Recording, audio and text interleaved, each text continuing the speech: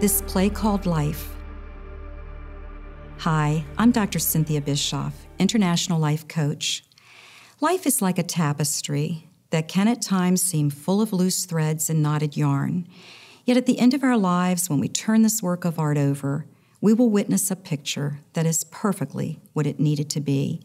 You see, there's a view that everything that has happened in our lives has occurred for us to learn our specific life lessons. So periodically, it's helpful to look at patterns in our experiences to understand better the events that have shaped our lives. Let's start with childhood. You were born into this world, and some even say you were born to the perfect people with whom you would learn your life lessons, whether you think so right now or not. Your parents literally and symbolically helped shape who you've become. And along life's journey, you had a human need for connection. We all do. One of our first developmental tasks is to bond with our caregivers, to experience connection. In fact, feeling connected is important to each of us, from the beginning to the end of our lives. Children want to know that they belong and will be okay, whether they can say this or not. In fact, a child's greatest fear is abandonment. This plays out in adult life as fear not only of abandonment, but also of rejection, loss, betrayal, and so on. And while we have a strong need for connection, as we grow, we begin to develop a need for separation as well. When this happens, a conflict between connection and separation occurs. The child ventures to be independent, but wants to remain connected. These opposing needs play out throughout life. For example, if you were not allowed to say no to your parents and were taught to live out their desires for you, you may have difficulty saying no to authority figures as an adult, even when it's in your best interest to do that. So, as a child, your sense of self is significantly impacted by your interactions with others, and this interaction provides the basis for your self-worth. Did you know that when babies are held by their caregivers, they use the facial expressions of the caregiver as a way to see themselves? Were those faces loving and kind or disinterested in your experience? In addition, most of the time, the child has to adapt to the parent's demands and moods, which can create a conflict between how the child wants to respond and how the child needs to respond to feel safe.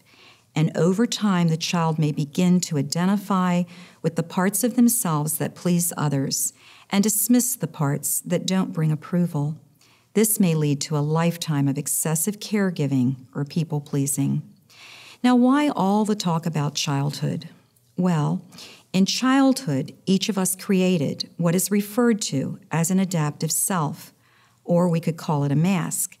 We did this to adapt to our environment and to feel safe. It's this adaptive self that can cause you to abandon who you really are deep down.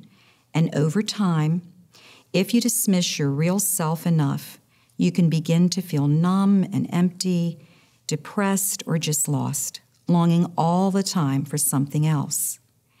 Maybe you wear a smile when deep down you're sad about life.